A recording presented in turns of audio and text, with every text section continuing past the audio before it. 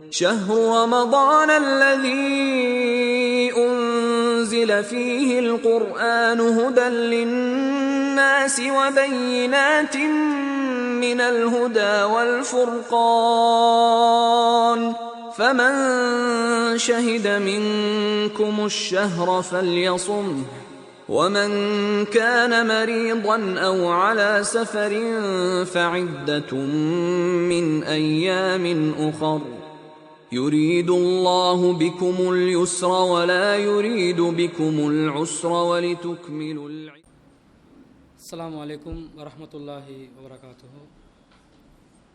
إن الحمد لله نحمده ونستعينه ونستغفره ونعوذ بالله من شرور أنفسنا ومن سيئات أعمالنا من يهده الله فلا مضل له ومن يضلل فلا هادي له وأشهد أن لا إله إلا الله وحده لا شريك له وأشهد أن محمدا عبده ورسوله أما بعد. அகிலத்தை படைத்து பரிபாலிக்கக்கூடிய எல்லாம் வல்ல அல்லாஹ்வுக்கே புகழ் அனைத்தும். அல்லாஹ்வின் சத்திய தூதர் எம்பெருமானார் ஸல்லல்லாஹு அலைஹி வஸல்லம் அவர்கள் மீதும் அன்னவர்களை பின்பற்றி வாழக்கூடிய அனைத்து முஸ்லிம்கள் மீதும் எல்லாம் வல்ல அல்லாஹ்வின் கருணையும் சாந்தியும் என்னென்னும் நிலவட்டமாக. அன்பிற்குரிய அல்லாஹ்வின் நல்லடியார்களே, புண்ணியம் பூத்திருக்கக்கூடிய ரமலான் மாதத்திலே அல்லாஹ்வினால் விதிக்கப்பட்ட கடமைகளை நிறைவேற்றியவர்களாக, இரவு வணக்கங்களில் ஈடுபட்டவர்களாக நாங்கள் அமர்ந்திருக்கிறோம். இந்த சந்தர்ப்பத்தில் ஸ்ரீலங்கா தௌஹீத் ஜமாத் சார்பாக ரமலான் மாதத்திலே நடத்தப்படுகின்ற ரமலான் கால இரவு தொடர் பயான் நிகழ்ச்சியில் மூன்றாவது கட்டமாக அல் குர்ஆன் விடுக்கும் அறைகூவல்கள் என்ற தலைப்பின் கீழே தொடர்ச்சியாக நாங்கள் பார்க்க இருக்கிறோம். இந்த தலைப்பை நாங்கள் தேர்வு செய்வதற்கு காரணம் என்னவென்று சொன்னால், திருமறை குர்ஆன் என்பது வெறுமனே ஓதுவதற்குரிய ஒரு வேதம், சிந்திக்க தூண்டுகின்ற வேதம், எங்களுடைய வாழ்க்கையில் அதை நாங்கள் கடைபிடிக்க கடமைப்பட்டிருக்கிறோம் என்ற ஒரு நிலைப்பாட்டிலே நாங்கள் திருமறை குர்ஆனை புரிந்து வைத்திருக்கிறோம். ஒரு வேதம் என்று சொன்னாலே உலகத்தில் இருக்கக்கூடிய எல்லா வேதங்களிலும் நாங்கள் காணக்கூடிய பொதுவான ஒரு தன்மை என்னவென்று சொன்னால், அறிவுரைகளை சொல்லும், தேவையான உபதேசங்களை சொல்லும், நல்லதை கெட்டதை எடுத்து சொல்லும். இந்த நிலையில் ஒரு வேதம் நின்றுவிடும். ஆனால் திருக்குர்ஆனை பொறுத்தவரையில் இதையும் தாண்டிய ஒரு நிலையில் குர்ஆன் இருக்கிறது. குர்ஆனில் அறிவுரை இருக்கிறது, நல்லுபதேசம் இருக்கிறது, நல்லதை கெட்டதை அறியக்கூடிய விஷயங்கள் இருக்கிறது. அத்தோடு குர்ஆன் நின்று விடுமா? வேதம் என்றாலே சாந்தமாக போய்கொண்டே இருக்கும், அமைதியை சொல்லிக்கொண்டே இருக்கும். இந்த மாதிரி மக்கள் சிந்தித்து கொண்டிருக்கக்கூடிய நேரத்தில் திருக்குர்ஆனுடைய அணுகுமுறை சற்று வித்தியாசமானதாக இருக்கிறது. ஒரு புரட்சிகரமான வேதம் என்று சொன்னார், வளமை போன்ற அம்சங்கள் இல்லாத, மக்களை ஒரு சிந்திக்க தூண்டுகின்ற, புரட்சியை ஏற்படுத்தக்கூடிய விதத்திலே சில தகவல்களை திருக்குர்ஆன் பதிவு செய்தாக வேண்டும். அதில் பலவிதமான அறிவியல் சான்றுகள், வரலாற்று தகவல்களை சொல்வதாக இருந்தாலும் அதிலே ஒரு சான்றை வைத்து, ஆதாரபூர்வமான ஒரு சான்றை வைத்து சொல்லக்கூடிய நிலை, அதே போன்று சட்டதிட்டங்களை எடுத்துக்கொண்டாலும் அற்புதமான அருமையான சட்டங்களை சொல்லக்கூடிய நிலையும், கொள்கையை எடுத்துக்கொண்டாலும் எந்த மூட நம்பிக்கையும் இல்லாத தெளிவான துல்லியமாக கொள்கையை விளக்கக்கூடிய விதமும் இந்த திருமறை குர்ஆனிலே பார்க்கிறோம். அதோட என்று சேர்த்து சொல்லுது திருக்குர்ஆன். என்னன்னு சொன்னா, அறைகூவல் விடுக்கும், சேலஞ்ச் பண்ணும். அறைகூவல் என்றா என்ன? சவால் விடுறது, சேலஞ்ச் பண்றது. இது ஒரு வேதத்தில் இருக்கலாமா? சிந்திப்போமா? நாங்கள் யாராவது சிந்திச்சு பார்ப்போமா? சேலஞ்ச் பண்ணுமா வேதம்? சேலஞ்ச் பண்ணக்கூடிய நிலையில் வேதம் இருக்குமா? இப்படி யாருமே சிந்திக்க மாட்டோம். ஆனால் திருக்குர்ஆனை பொறுத்தவரையில், திருக்குர்ஆனை நாங்கள் ஆய்வு செய்து பார்த்தால் பல இடங்களில் பலவிதமான அறைகூவல்களை நாங்கள் பார்க்கிறோம், சேலஞ்சுகளை பார்க்கிறோம். பொதுவாக நாங்கள் எப்போ சேலஞ்ச் பண்ணுவோம்? யாரோட சரி நாங்கள் போட்டிக்கு போகிறோம், அப்போ சேலஞ்ச் பண்ணுவோம். நீயா நானா ரெண்டில் ஒன்று பார்த்துட போகிறோம், இப்படி சொல்லுவோமா இல்லையா? ஒரு போட்டியில் நாங்கள் வெல்லக்கூடியவர்களாக இருப்பதற்குரிய முன்னறிவிப்பாக என்ன செய்வோம்? ஒரு சவாலை விட்டு உன்னை தோக்கடிக்கிறேன் பாரு, அப்படி சவுண்டு போட்டு ஒரு ஆக்ஷனை போட்டு நாங்கள் சவால் விடுறதை பார்க்குறோம். இந்த சவாலில் என்ன உள்ளடக்கப்பட்டிருக்குது? தோல்வி என்றது எந்த நேரமும் என்னை தொடலாம், நான் தோல்வியை தழுவலாம் என்றதும் இருக்குது. ஏன்னா யாருக்கும் வெல்பவர்கள் என்ற உத்தரவாதம் கிடையாது. ஆனாலும் மனிதர்கள் என்ன செய்கிறார்கள்? சவால் விடுகிறார்கள். நீயா நானாண்டு பார்த்துருவோம், எனக்கு வார கோவத்துக்கு உன்னை நான் கண்டம் துண்டமாக வெட்டலை, என்ற பேர் அவன் இல்லை நாங்கள் சொல்லுவோம், என்ற பேர் இவன் இல்லை சொல்லுவோம். சில குடும்ப தகராறுகள் வரும், என்ன சொல்லுவோம்? உன் வீட்டு படிவாசலை நான் மிரிச்சேண்டு வெயி, என்னத்தை காதை வெட்டுவேன். ஆனால் மிரிப்பான், வெட்ட மாட்டான், மிரிப்பான். ஒரு நாள் வெட்டின வரலாறு பார்க்க முடியலை. இப்படி சவால் விடுபவர்கள் தோல்வியை தழுவியதாக ஒரு சவாலை விடுகிறார்கள். எந்த நேரமும் தனக்கு தோல்வி வரலாம் என்று நினைத்து கொண்டே சவால் விடுவார்கள். சொல்லக்கூடிய சொல்லை மறந்துவிட்டு சவாலில் தோற்று போனவர்களை நாங்கள் பார்க்கிறோம். திருக்குர்ஆனும் சவால் விடுகிறது. ஆனால் இதுவரைக்கும் விட்ட எந்த சவாலிலும் திருக்குர்ஆன் தோல்வியை அடைந்ததே கிடையாது. ரொம்ப அற்புதமான ஒரு வேதம். இந்த திருமறை குர்ஆன் என்பது இறைவனுடைய வேதம்தான் என்று நிரூபிக்கக்கூடிய விதத்தில் ஒவ்வொரு சவாலும் திருக்குர்ஆனில் துல்லியமாக சொல்லப்பட்டிருக்கிறது. சில சவால்களை பொறுத்தவரையில் நேரடியாக அல்லாஹ் நச்சென்று சொல்லுவான், இதான் சவால். முடியுமெண்டா முறியடிச்சு பாரு, உன்னால முடியுமா, செய்ய முடியுமா, 7 மண்டா பண்ணு, முயற்சி செய், ஆனால் முடியாதுன்னு அல்லாஹ் சொல்லிடுவான். இப்படி நேரடியாக சொல்லுவான். சில செய்திகளை ஒரு செய்தியா மட்டும் சொல்லுவான். சிந்தித்து பார்த்தால் அதற்குள்ளே சவால் இருக்கும், அதற்குள்ளே ஒரு அறைகூவல் இருக்கும் என்று சொல்லக்கூடிய அமைப்பில் திருக்குர்ஆன்ல ஏராளமான சவால்களை நாங்கள் பார்க்கிறோம். இந்த சவால்கள் எல்லாமே திருக்குர்ஆன் இறைவேதம் என்பதை நிரூபித்துக் கொண்டிருக்கிறது. நாங்கள் திருக்குர்ஆனை வேதமாக பெற்றிருக்கிறோம். அந்த வேதமாக பெற்றதன் விளைவாகத்தான் நாங்கள் ரமலான் மாதத்திலே நோன்பு நோற்றுக் கொண்டிருக்கிறோம். ரமலானில் நோன்பு நோக்கக்கூடியவர்கள் இறைவன் எங்களுக்கு திருக்குர்ஆனை தந்ததனால் அதற்கு நன்றி செலுத்துவதற்காகத்தான் நோன்பு நோட்கிறோம் என்று நினைத்து நோன்பு நோட்கிறோமா? அதிகமானவர்களுக்கு அந்த எண்ணம் இருக்காது. ஆனால் அறிஞ்சு வச்சிருக்கிறோம், இறையச்சம் ஏற்படுத்துவதற்காக நோன்பு, திருக்குர்ஆன் அருளப்பட்டதனால நன்றி செலுத்துவதற்காக நோன்பு என்று அறிந்து வைத்திருக்கிறோம். ஆனால் அந்த எண்ணம் எங்களோட மனசுல யாருக்குமே இல்லை. அல்லாஹ் தஆலா குர்ஆன்ல 2வது அத்தியாயத்தில் 185வது வசனத்தில் சொல்ற இந்த செய்தி அறியாத மக்கள் யாரும் இருக்க மாட்டார்கள். ஷஹ்ரு ரமலான், ஷஹ்ரு ரமலான், ஒவ்வொரு ரமலான் மாதத்திலும் இந்த திருமறை வசனம் ஓதப்படுகிறது.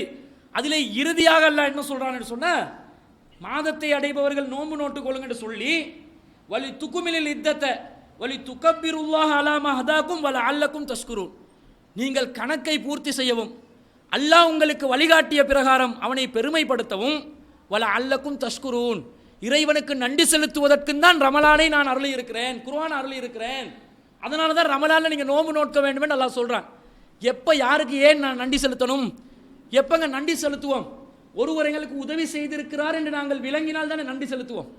ஒருவர் எங்களுக்கு கை கொடுத்திருக்கிறாரு, எங்களோட வாழ்க்கையில் அவர் இல்லாவிட்டால் நாங்கள் ஒரு விதத்தில் கீழே போயிருப்போம் என்று நினைத்து தான் நன்றி செலுத்துகிறோம், நன்றியுள்ளவர்களாக இருக்கிறோம், நன்றி கடன் பாராட்டுறோம். அல்லாஹ் சொல்றான் நீங்கள் நன்றி செலுத்துங்க என்றான்.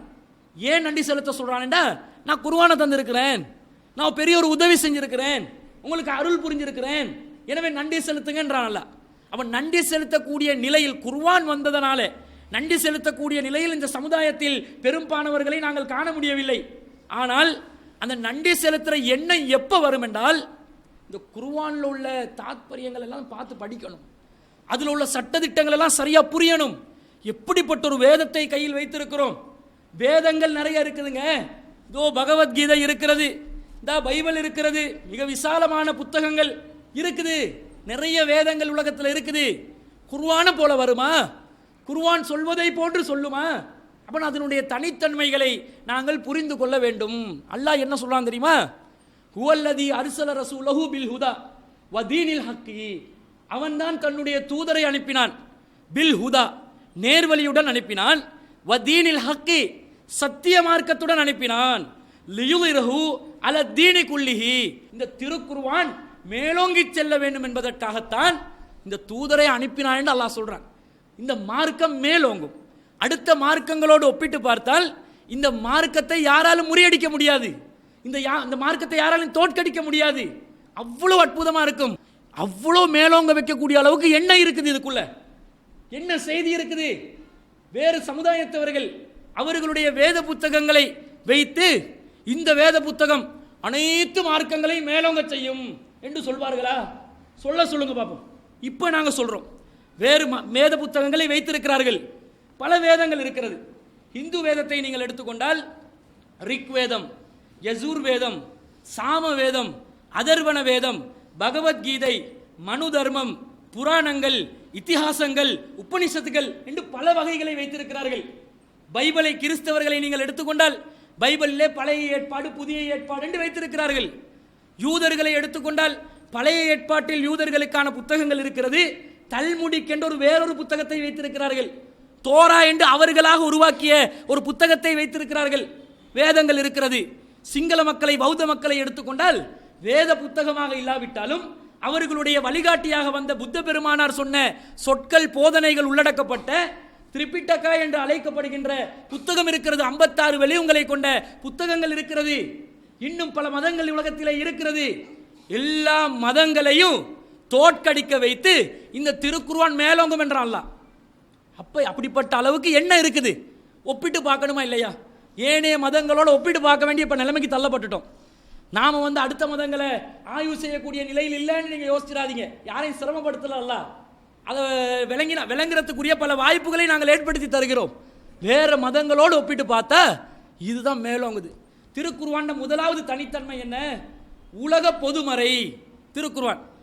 முதல்ல இந்த மறை என்று பழகிடுவாங்க வேதத்துக்கு. மறையண்டா என்னது? மறைக்கிறது.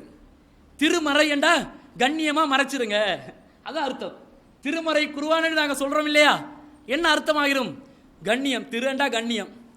திரு அந்த அவர்களே, திரு வாப்பா அவர்களே, நாயகம் அவர்களே போடுவோமா? திரு போட்டாலே அந்த மிஸ்டர் மிஸ்ஸஸ் போடுற மாதிரி, சார் போடுற மாதிரி ஒரு கண்ணியத்தை கொடுக்கிறது. மேடம் போடுற மாதிரி. திருமறையண்டா மறை எல்லாமே மறைச்சிருங்க, கண்ணியம். ஆனால் இந்த மறைச்சலுக்கு யாரும் குறை சொல்ல மாட்டாங்க. ஏன்னா மறைஞ்சி தான் இருக்கணும். அது நாங்கள் திருமறை குர்ஆன் என்று சொல்றதை விட திருக்குர்ஆன் என்ற வார்த்தையை சொல்றது மிச்சம் நல்லம். அந்த மறையை நாங்கள் என்ன குர்ஆன் எதையும் மறைக்க சொல்லலையே. குர்ஆன் எல்லாத்தையும் ஓப்பனாக டிக்ளேர் பண்ணுது, எதையும் மறையாது. அப்போ திருமறைன்றது இல்லை. ஆனால் இந்த குர்ஆன் உலக மக்கள் அனைவருக்கும் பொதுவான ஒரு வேதம் என்று குர்ஆன் சொல்கிறது. எப்படி சொல்றான்னு பாருங்க. அல்லாஹ் யா யுவன் நாஸ், மனிதர்களே, கது ஜாக்கும் புர்ஹானும் மிர் ரப்பிக்கும், பயன்படுத்தப்படுகின்ற வார்த்தைகளை கவனியுங்கள். மனிதர்களே, கது ஜாக்கும் புர்ஹானும் மிர் ரப்பிக்கும், உங்களுடைய இறைவனிடமிருந்து உங்களுக்கு தெளிவான சான்று வந்துள்ளது.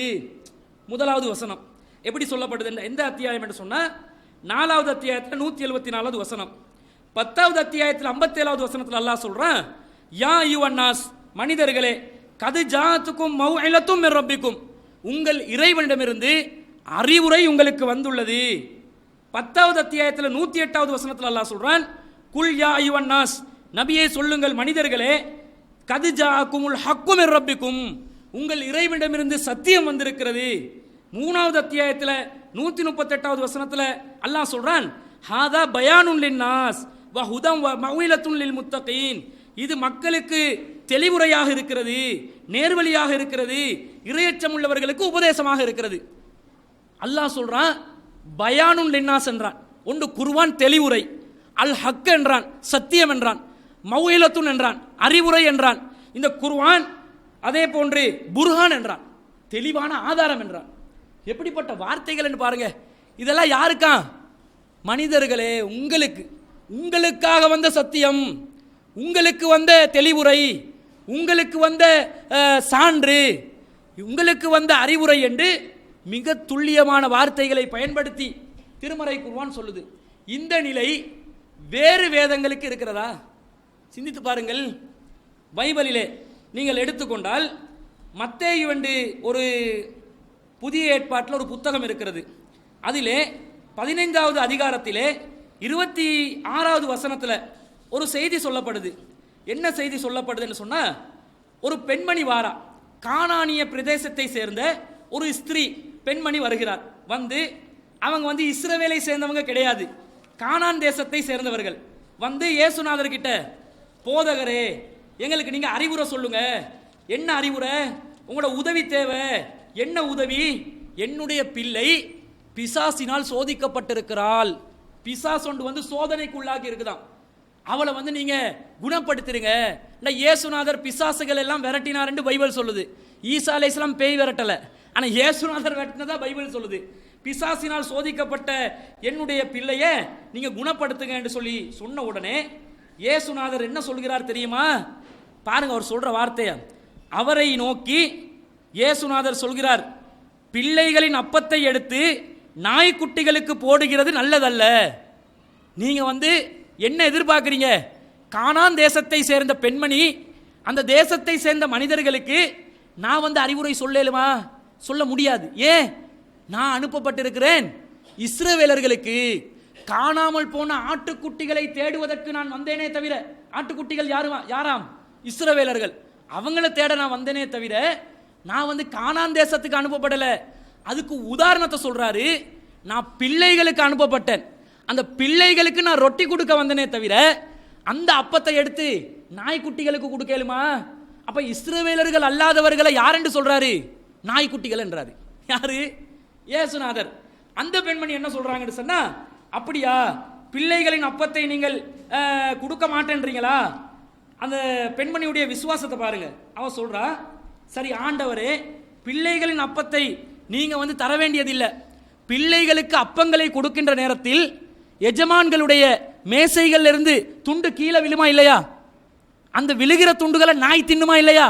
அந்த மாதிரி நாயா இருந்தாவது அந்த அப்பத்தை நான் உண்ணுகிறேன், எங்களுக்கு நீங்கள் உபதேசம் பண்ணுங்கள் என்று சொன்ன உடனே உங்களுடைய விசுவாசம் நன்றாய் இருக்கிறது என்று சொல்லி இயேசுநாதர் அந்த பெண்மணியுடைய குழந்தையை பிசாசினால் சோதிக்கப்பட்டிருந்ததை குணப்படுத்தியதாக பைபிளில் மத்தேயு என்ற சுவிசேஷத்தில் 15வது அதிகாரத்தில் 26வது வசனத்தில் குறிப்பிடப்படுது. என்ன சொல்ல வர்றாரு? உலக பொதுமறை கிடையாது. கிறிஸ்தவம் உலகத்துக்காக வந்த வேதம் கிடையாது. இஸ்ரவேலர்களுக்கு மாத்திரம் அனுப்பப்பட்ட வேதம், அவர்களுக்கு மாத்திரம் கொடுக்கப்பட்ட வேதம் என்பதில் இயேசுநாதர் உறுதியாக இருந்தார். சரி, இந்து மதத்தை எடுத்துக்கோங்க. அவர்களுடைய நிலைப்பாடு என்ன? இந்து மதத்தில் நிறைய கேஸ் பண்ணி வச்சிருக்கிறாங்க. சில விஷயங்களை சொன்னால் சுவாரஸ்யமாக இருக்கும். என்ன சொல்லி வச்சிருக்கிறாங்க? பிராமணர்களுக்கு தனி இடத்தை வச்சிருப்பாங்க. பிராமணர்கள் மாத்திரம்தான் இறைவனை பூஜை செய்வதற்குரிய வேலையை பார்ப்பாங்க, மத்தாக்கள் யாரும் பார்க்கக்கூடாது. ஏனென்று சொன்னால் பிராமணர்கள் உயர்ந்த குலத்தை சேர்ந்தவர்கள் என்று சொல்லி இந்து மதம் சொல்கிறது. அப்ப பிராமணர்கள் மாத்திரம்தான் பூஜை அறைக்குள்ள போவாங்க. பூஜை அறைக்குள்ள யாரு போவா? பிராமணர்கள் மாத்திரம்தான். வேறு மக்களுக்கு பூஜை செய்யலாமா? பூஜை நடத்தலாமா? நடத்த முடியாது. கடவுளை நெருங்கிறதாக இருந்தால் ஒரு பிராமணரை பிடிக்க வேண்டும், அவர் தான் பூஜை நடத்த வேண்டும், அதனுடைய பலனை தான் அடைய வேண்டுமே தவிர இவருக்கு என்ன செய்யலாது? நேரடியாக கோயிலே பூஜை அறைக்கு சென்று இறைவனை பூஜை செய்ய முடியாது, இறைவனை துதிக்க முடியாது. யாராவது ஏழுமெண்டா பிராமணர் அல்லாத ஒருவர் கோயிலே பூஜை அறைக்குள்ள போங்க பாப்போம், அடிச்சு விரட்டுவாங்க எல்லாரும். என்னடா மனுஷனானி, ஏன் இதுக்குள்ள வந்தாய்? அசுத்தம் அசுத்தம், அபசகுணம் அபசகுணம் என்று துரத்தி விட்டுருவாங்க. ஏன் தெரியுமா? பிராமணர்கள் தான் தேவனுக்கு பிரியமானவர், கடவுளுக்கு பிரியமானவர். அந்த பிரியமானவர் என்று வச்சிருக்கிறாங்க. அவங்க ஒரு ஸ்லோகத்தை வச்சிருக்கிறாங்க. என்ன ஸ்லோகம் என்றா, அர்ச்சனம் பண்ணுவாங்க தானே கோயிலுக்கு போகிற டைமில். என்ன சொல்லி அர்ச்சனம் பண்ணுவாங்க? போஜன பிரியாய நமக, பிராமண பிரியாய நமக, ஏகமாதா பகுபிதா சட் சூத்திர பேரை சொல்லி நமக அப்படின்னு சொல்லுவாங்க. போஜன பிரியாய நமக, போஜன பிரியாய நமகண்டா போஜனங்களுக்கு பிரியமானவரே உங்களை வணங்குகிறோம். பிராமண பிரியாய நமக, பிராமணர்களுக்கு பிரியமானவரே உங்களை நாங்கள் வணங்குகிறோம். ஏகமாதா பகுபிதா, ஒரு தாய்க்கும் பல தகப்பனுக்கும் பிறந்த சட் சூத்திரையன் பேரை சொல்லி கந்தசாமி நமக. ஏகமாதா பகுபிதா, ஒரு தாய்க்கும் பல தந்தைக்கும் பிறந்த இந்த கந்தசாமி அவருடைய பேரில் உங்களை நாங்கள் என்ன செய்கிறோம்? நமஸ்காரம் செய்கிறோம், அவருக்காக பூஜை நடத்துகிறோம், இந்த நமஸ்காரத்தை ஏற்றுக்கொள்ளுங்கள். இதுதான் அர்த்தம், உண்மையான அர்த்தம் இதுதான். இதுக்கு யாராவது விளக்கம் சொல்லுங்க. இது மாற்றி சொல்லலாமா? சொல்ல மாட்டாங்க. போஜன பிரியாய நமக, போஜனங்களை விரும்பக்கூடிய கடவுள் என்றாங்க. கடவுளுக்கு போஜனம் தேவையா? கடவுள் பிராமணரை மட்டும்தான் விருப்பமானவராக இருப்பாரா? அப்ப என்ன வைக்கிறாங்க? உலக மக்களுக்கு பொதுவான ஒரு வேதமாக இந்து மதத்தை அவர்கள் வைக்கவில்லை, இந்து மதத்துடைய சித்தாந்தங்களை வைக்கவில்லை, மாறாக எல்லாத்தையும் என்ன செஞ்சிட்டாங்க, அவங்களுக்கு தேவை மாதிரி மாத்திட்டாங்க. சரி, பௌத்த மதத்தை எடுத்துக்கொள்ளுங்க. பௌத்த மதத்தில் எல்லா பௌத்த மக்களும் பிக்குகளாக மாற முடியுமா? மாற முடியும். அவை மாறினாங்கன்னா என்ன நடக்கும்?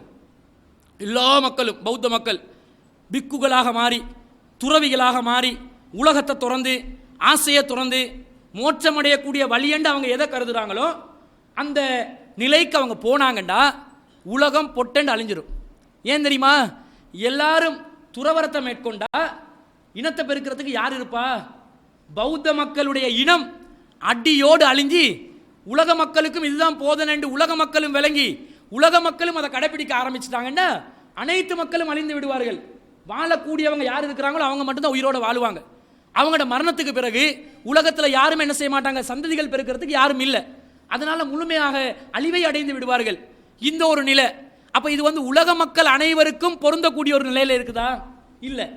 எல்லாரும் சேர்ந்து துறவரத்தை கடைபிடித்தால் உலகம் அழிந்துவிடும். பௌத்த மக்களே துறவரத்தை கடைபிடிச்சா எல்லாரும் பௌத்த மக்கள் அனைவரும் அழிந்து விடுவார்கள். அப்ப மக்களுக்கு நடைமுறைக்கு சாத்தியமானதாக இல்லை. அதே போல அவர்களுடைய அந்த வேதத்தில் பிக்குமார்களுக்கு தனி இடம் கொடுத்து வச்சிருக்கிறாங்க. இந்த திரிப்பிட்டகையில் அபிதர்ம பிட்டகைன்னு ஒன்று இருக்குது. அதில் தர்மத்தை சொல்லி வைத்திருப்பார்கள். வினய பிட்டகைன்னு ஒன்று இருக்குது. அதில் என்ன சொல்லியிருக்கிறாங்க?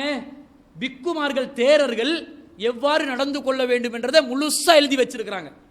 அவங்களுக்கு கொடுத்திக்கிற சலுகைகள், அவங்களுக்கு கொடுத்திக்கிற கண்ணியம், மனிதர்களை ரெண்டா பிரித்து அவங்க உயர்ந்த ஜாதி போலையும் அடுத்தவங்க தாழ்ந்த ஜாதி போலையும் பிரித்து வச்சிருக்கிறாங்க. நீங்க பாருங்க, அவங்க எல்லா உலக மக்கள் அனைவரும் தேசிய கீதம் என்று வரும்போது எந்திரிச்சு நிற்பார்கள், தௌஹீத்வாதிகளை தவிர. நாங்கள் எந்திரிச்சு நிற்க மாட்டோம். அது மார்க்க ரீதியாக தடை இருக்கிறது. சட்டமும் கிடையாது, எந்திரிச்சு நில்லுங்கன்னு சட்டமும் கிடையாது. தேரர்கள் யாராவது எந்திரிச்சு நிற்பாங்களா? அவங்களுக்கு நாட்டு தேசிய கீதம் தானே. மார்க்க ரீதியாக அவங்களுக்கு தடை இருக்குதா? எப்படி தடை இருக்குது? எப்படி தடை? அவங்கள விட உசந்தது வேற எதுவும் இல்லை. அதனால தேசிய கீதத்துக்கு அவங்க எழும்ப மாட்டாங்க. எப்படி கண்ணியம் கொடுத்துருக்கிறாங்கன்னு பாருங்க. அவங்க உட்கார்ற ஆசனங்கள், அமருகின்ற ஆசனங்கள் எவ்வாறு இருக்கிறது? வெள்ளை புடவையை போட்டு தனியாக அவங்களுக்கு உட்கார வைக்கணும். எம்மாத்தகமல பிரச்சனை வந்துச்சா? இனிய மார்க்கம் நடத்துறதுக்கு போயிருந்தோம். பிக்குமார்கள் சண்டை பிடிக்க வந்தாங்களா? சர்ச்சைக்கு காரணம் என்ன தெரியுமா? நாங்கள் கேள்வி கேட்க வருவோம், எங்களுக்கு வெள்ளை புடவை போடணும். முடியாதுன்ட்டோம். அதாங்க சண்டை. இல்லாட்டி கேள்வி கேட்டு பேட்டிப்பாங்க. மற்றவங்க என்ன செஞ்சிருப்பாங்க? வெள்ளை புடவையோட சண்டை நின்றுமென்னு சொல்லி வெள்ளை புடவை விரிச்சிருப்பாங்க. நம்ம விருப்பமா? நமக்கு கொள்கையில் உறுதியாக நாங்கள் இருக்கணுமா இல்லையா? உங்களு தனியாக நாங்கள் அழைக்கலை, ஓப்பனாக இன்விடேஷன் கொடுத்துருக்குறோம். விரும்பினீங்கண்டா வாங்க, கேள்வி கேளுங்க, பயனுள்ளதாக இருக்கும். அது உங்களோட விருப்பம். நாங்கள் என்ன செய்ய முடியாது? மக்களை பிரிக்க முடியாது.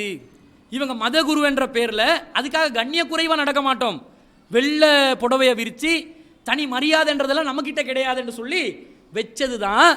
அவங்க இது துவேசம் மாதிரி காட்டி இனக்குழப்பமாய் காட்டி பிரச்சனைக்கு வந்தாங்க. அது தனி விஷயம்.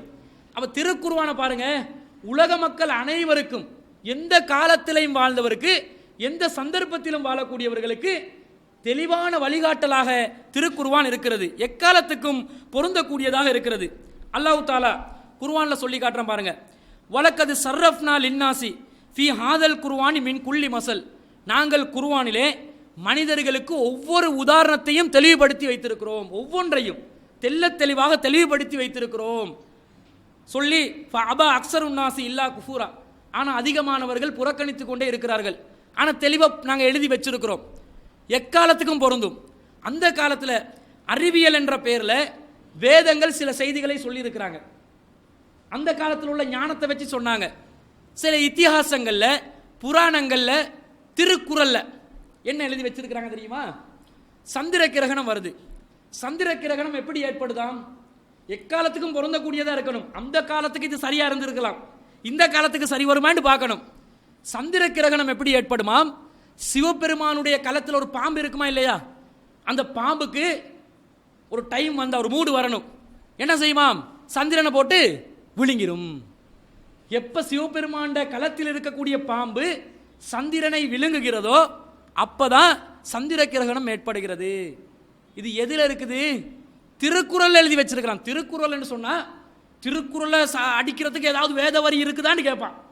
திருக்குறளை போல ஞானம் மிக்க ஏதாவது ஒரு இறைமறை இருக்கிறதான்னு கேட்பான். அந்த அவங்க சவால் விடக்கூடிய திருக்குறள்ல சந்திர கிரகணத்துக்கு இப்படி விளக்கம். சரி, சந்திர கிரகணத்துக்கு அப்படி விளக்கம் கொடுத்தா புராணங்கள் அதை மிஞ்சுது. புராணம் என்ன சொல்லுதுண்டா, டேய் என்ன சந்திர கிரகணத்துக்கு விளக்கம், நான் சூரியன் உதிக்கிறதுக்கே விளக்கம் சொல்றேன்னு சொல்லி, சூரியன் எப்படி உதிக்கி தெரியுமா, ஒரு குதிரை பூட்டிய ஒரு தேர் இருக்குமே, தேர் இருப்பாங்களே, ஒரு குதிரையை வந்து போட்டி ஒரு தேரை வச்சு அந்த தேருக்கு மேலே என்ன செய்வானாம், இறைவன் சூரியனை வச்சு அப்படி கிழக்குலேருந்து இழுத்து கொண்டு வருவானாம். அப்படி இழுத்து கொண்டு வரும்போது தான் சூரியன் என்ன செய்யுமாம், உதிக்கும். அது இழுத்து கொண்டு கீழே போகும்போது சூரியன் மறையும். இப்படி எழுதி வச்சிருக்கிறான். இது வேதம் என்றான். அந்த காலத்தில் சில மக்கள் நம்பி இருப்பாங்க. அறிவியலுக்கு வந்து எந்த ஒரு எடுத்துக்காட்டும் இல்லாத காலம். அறிவியல் கண்டறிந்த மாதிரி மார்க்கத்தை அறிவியல் என்ற பேரில் சொன்னவங்க, அவங்களுக்கு இது சரியான உபதேசமாக இருந்திருக்கலாம். எங்களுக்கு சரிப்பட்டு வருமா, இந்த காலத்துக்கு பொருந்துமா, பொருந்தாது. 15ஆம் நூற்றாண்டு போன்ற காலப்பகுதிகளில் கலீலியோ என்ன சொன்னா, உலகம் வந்து உருண்டையா இருக்குது அப்படி என்ன. டெலஸ்கோப்பை கண்டுபிடிச்சவன். இந்த டெலஸ்கோப்பை கண்டுபிடிச்சி கலீலியோ சொன்னா பூமி வந்து உருண்டையா இருக்குது, கிரகங்கள் எல்லாம் உருண்டையா இருக்குது, தூர உள்ள கிரகங்கள் எல்லாம் பார்க்கக்கூடிய கருவியை நான் கண்டுபிடிச்சிருக்கிறேன்னு சொல்லி மக்களுக்கு அறிவிக்கிற நேரத்தில் கிறித்தவ திருச்சபைகள் கலீலியோக்கு என்ன செஞ்சாங்க தெரியுமா, அடின்னு போட்டு அடிச்சாங்க. டேய் அப்படி சொல்லாதே, ஏனண்டா எங்கட பைபிள்ல தட்டைன்னு தானே இருக்குது, நீ என்ன உருண்டன்ற. இவன் தட்டைன்னு நினைச்சுட்டான். அப்படி நாங்கள் கோல் பேஸுக்கு போனோமா, கோல் பேஸ்ல இருந்து எட்டி பார்த்தோன்னே அப்படி கீழே படாக்கண்டு விழுந்துருவோமே நினைச்சுதான் போல. பூமி தட்டையா நினைச்சு பூமி வந்து உருண்டைன்றதை அவங்களுக்கு தெரியாததுனால விஞ்ஞானிக்கு அடி கொடுத்தாங்க திருச்சபைகள். அப்ப இப்படியெல்லாம் உளறி வச்சிருக்கிறானே. திருக்குர்ஆன் என்ன சொல்லுது தெரியுமா, 1400 வருடங்களுக்கு முன்பதாக அருளப்பட்ட திருமறை குர்ஆன்ல இப்பொழுது இருக்கக்கூடியவர்கள் கூட இந்த செய்தி உண்மைதானா என்று வியக்க வைக்கின்ற அளவிற்கு மிக அற்புதமான அருமையான ஒரு செய்தியை திருமறை குர்ஆன் பதிவு செய்கிறது. இதே சூரியன் எடுத்துக்கோங்க. திருக்குர்ஆன் என்ன சொல்லுது தெரியுமா, 36வது அத்தியாயத்தில் 38வது வசனத்தில் அல்லாஹ் சொல்றான், வஷம்சு தஜ்ரி லிமுஸ்தகர்ரின் லஹா, சூரியன் அதற்குரிய ஒரு பாதையை நோக்கி பயணித்துக் கொண்டிருக்கிறது. சூரியன் பயணம் செய்தான், சூரியன் ஒரு இலக்கை நோக்கி பயணம் செய்து கொண்டிருக்கிறது. அல்லாஹ் சொல்றாங்க, யாராவது நினைச்சீங்களா நாங்க என்ன படிச்சிருக்கிறோம், சூரியன் சுழலுது, தன்னைத்தானே சுற்றி கொண்டிருக்கிறது. சூரியனை பூமி, ஏனைய கோள்கள், செவ்வாய் கிரகம், இந்த கோள்கள் எல்லாம் தன்னைத்தானே சுத்தி எல்லாம் சூரியனை சுத்தி வருது. இப்படிதான் நாங்கள் நினைச்சிருக்கிறோம். சூரியன் தன்னைத்தானே சுத்துதுன்றது சமீப கால கண்டுபிடிப்பு. சூரியனும் தன்னைத்தானே சுத்துதுன்றது நிறைய பேருக்கு தெரியாது. அது கிட்டத்தட்ட தான் கண்டுபிடிச்சான். சூரியனும் சுத்துது, வேற கோள்களும் சுத்துது, வேற கோள்கள் சூரியனையும் சுத்தி கொண்டு வருகிறது. இது எல்லாத்தையும் இழுத்துக்கொண்டு மிகவும் சமீப காலத்தில் கண்டுபிடித்த கண்டுபிடிப்பு, சூரியன் அனைத்து கோள்களையும் இழுத்துக்கொண்டு பிரயாணம் செய்து கொண்டிருக்கிறது. எவ்வளவு பிரயாணம் செய்தா, ஒரு நாளைக்கு 9 லட்சம் கிலோமீட்டர் தொலைவுக்கு பிரயாணம் செய்கிறது. கணக்கு பண்ணி பாருங்க. உலகம் படைக்கப்பட்ட நாள்ல இருந்து இதுவரைக்கும் பூமிக்கு வயசு மட்டும் 3.5 பில்லியன் இயர்ஸ் வச்சிருக்கிறான். ஒவ்வொரு நாளும் 9 லட்சம் கிலோமீட்டர் பயணம் செய்யும்டா. எவ்வளவு ஒரு பயணம் கொண்ட சூரியன் மேற்கொண்டு இருக்குது. எவ்வளவு பெரிய விசாலமான ஒரு விண்வெளி பரப்பை எல்லாம் வைத்திருக்கிறான். இதெல்லாம் சிந்திச்சு பார்க்கணும். அல்லாஹ் சொல்றான், தாலிக தக்தீருல் அஸீஸில் ஹலீம். இது யாருடைய ஏற்பாடு தெரியுமா, அனைத்தையும் அறிந்த அனைத்தையும் மிகைக்கக்கூடிய ஏக இறைவனாகிய அல்லாஹ்வுடைய ஏற்பாடு. சூரியனே பயணம் செய்து குல்லும் ஃபீ ஃபலக்கின் யஸ்பஹூன், ஒவ்வொன்றும் தத்தமது பாதைகளில் நீந்து கொண்டிருக்கிறது.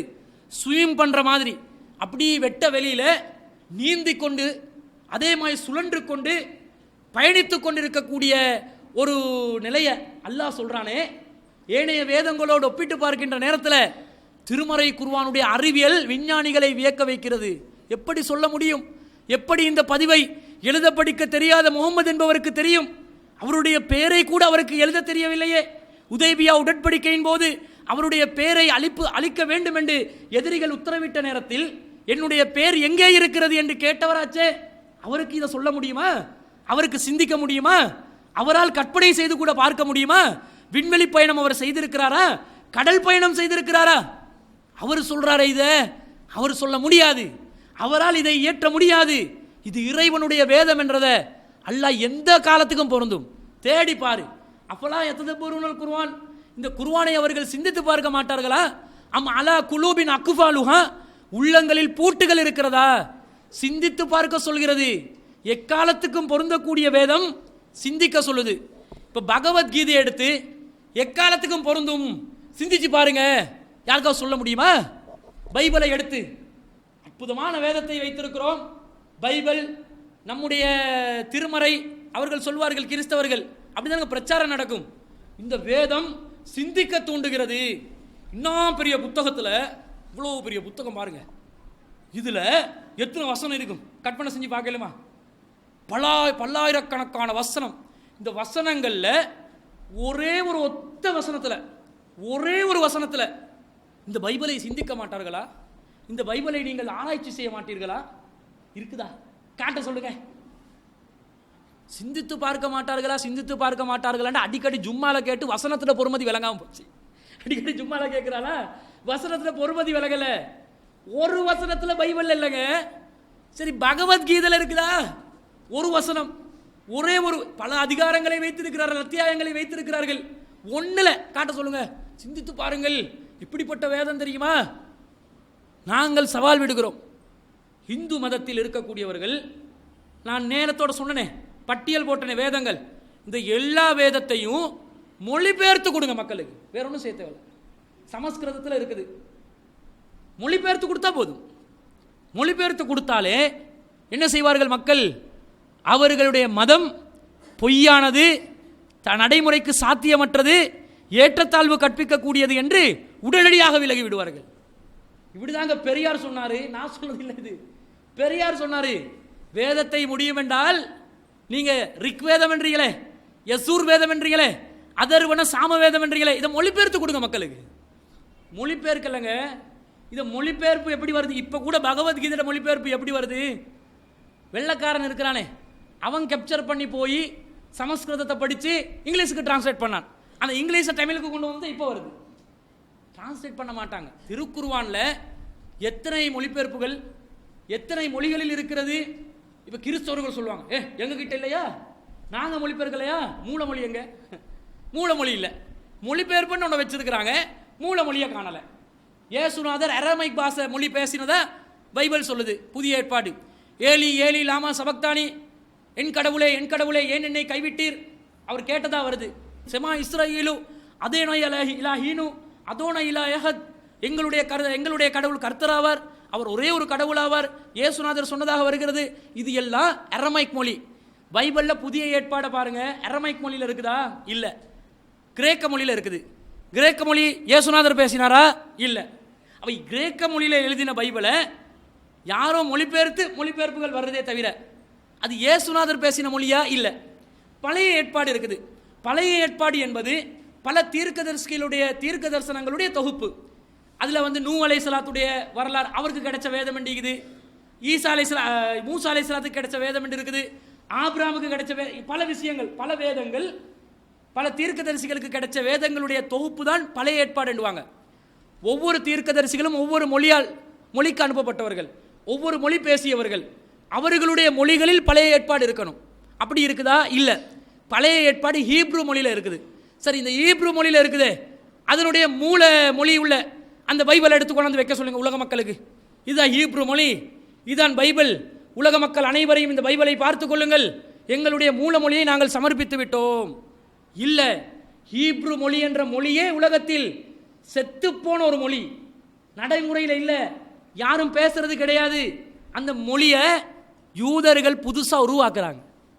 ஒவ்வொரு எழுத்தா புதுசா உருவாக்கி ஹீப்ரு மொழியிலான பைபிள் என்று ஒன்று தயாரித்து கொண்டு இருக்கிறாங்களே தவிர ஏற்கனவே இந்த பழைய சுவடிகளை எடுத்து காட்டணுமா இல்லையா?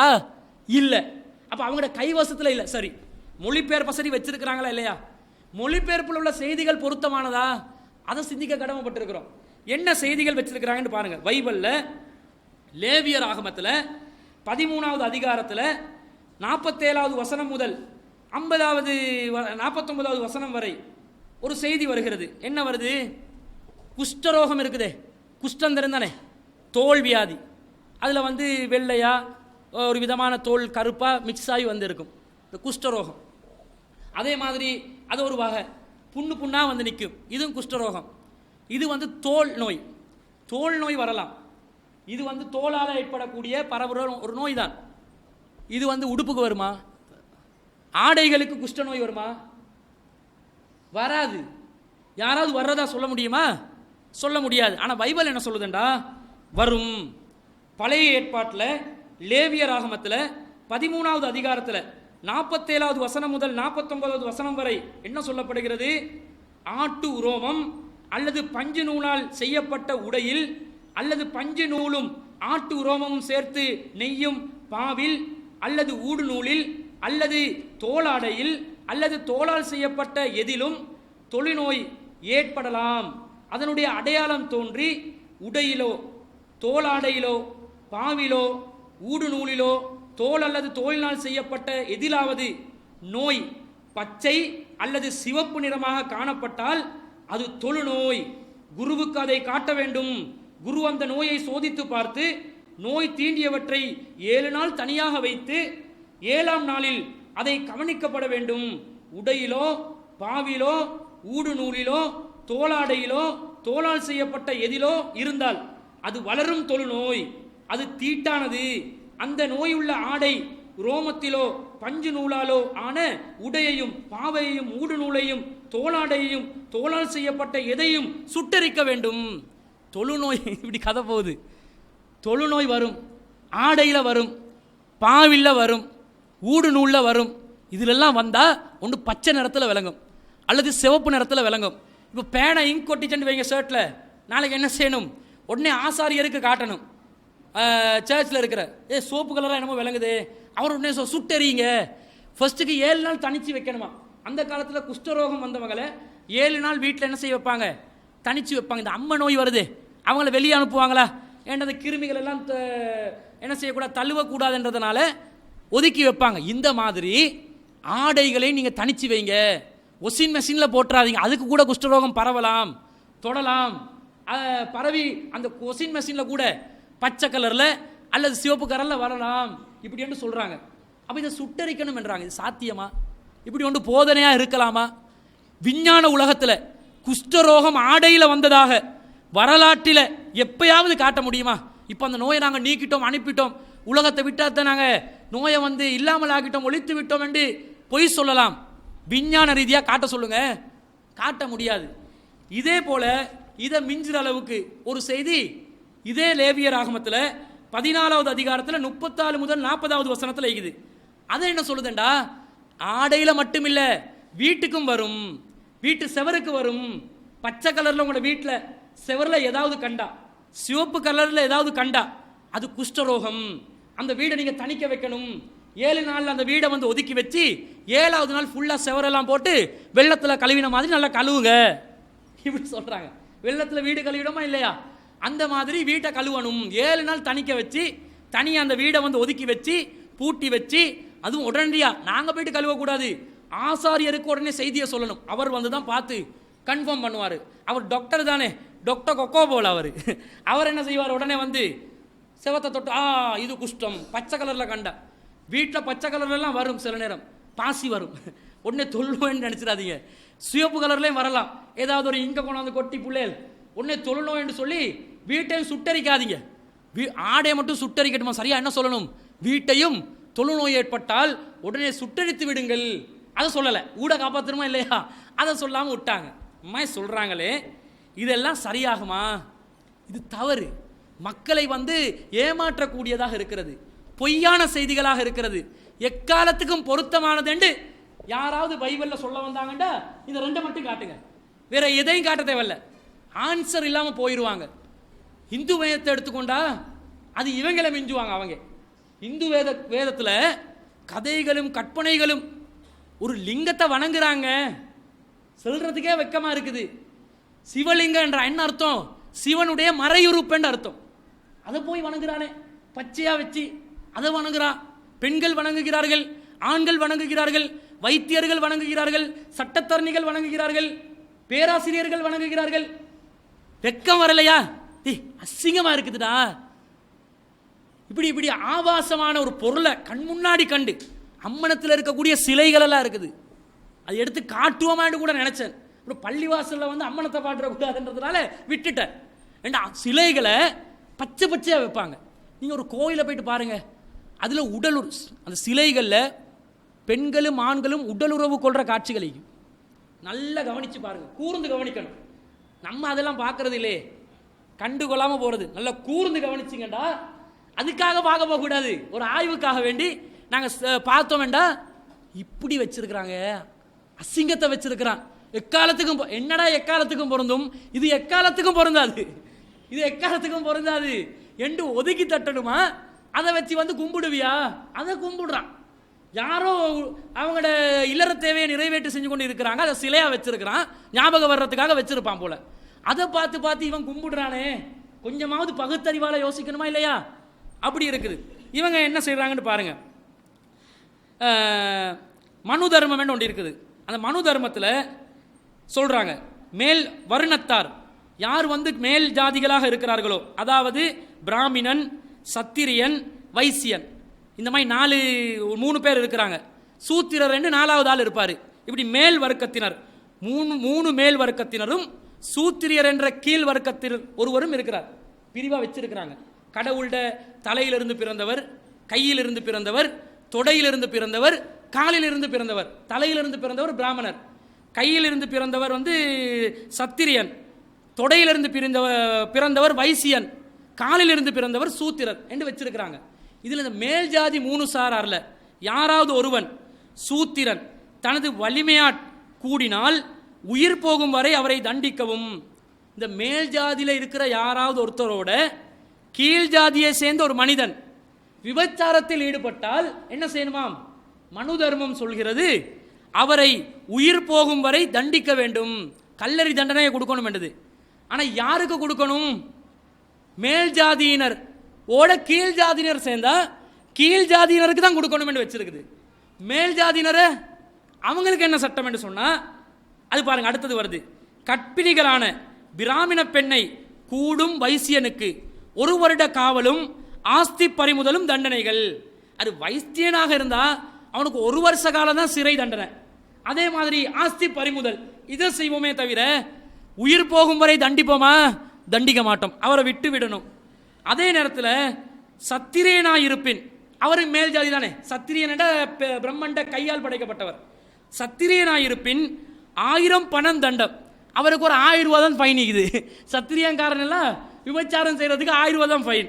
1000 பணம் தண்டம் விதித்து கழுதை மூத்திரத்தை விட்டு அவன் தலையை மொட்டையிடுக. கழுதோட மூத்திரத்தை எடுத்து அவனோட தலையில நல்ல எண்ணெயை தடவுறமாய் தடவி அப்படி ஒரு ஷேவிங் எடுத்து விட்டேன்னு சொன்னா அதுதான் அவருக்கு தண்டனை. என்ன சட்டம் என்று பாருங்க. கல்லறி தண்டனையை பத்தி பேசினா என்ன சொல்லுவாங்க?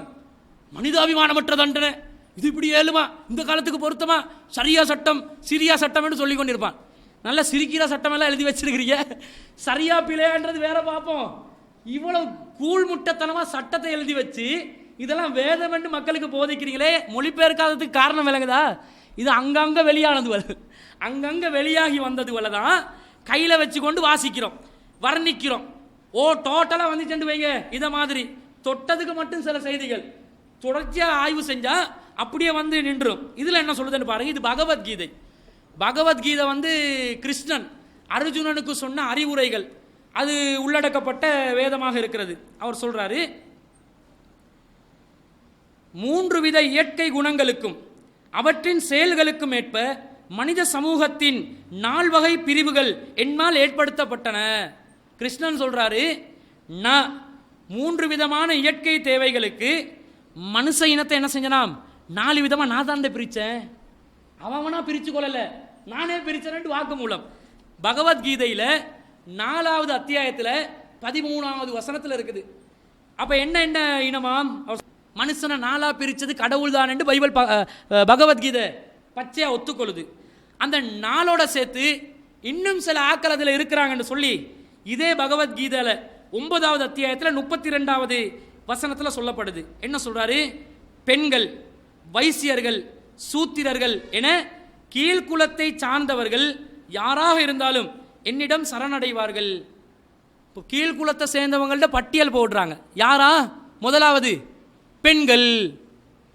இந்து வேதப்படி பெண்கள் எந்த குலத்தை சேர்ந்தவங்க? கீழ்குலத்தை சேர்ந்தவர்கள்.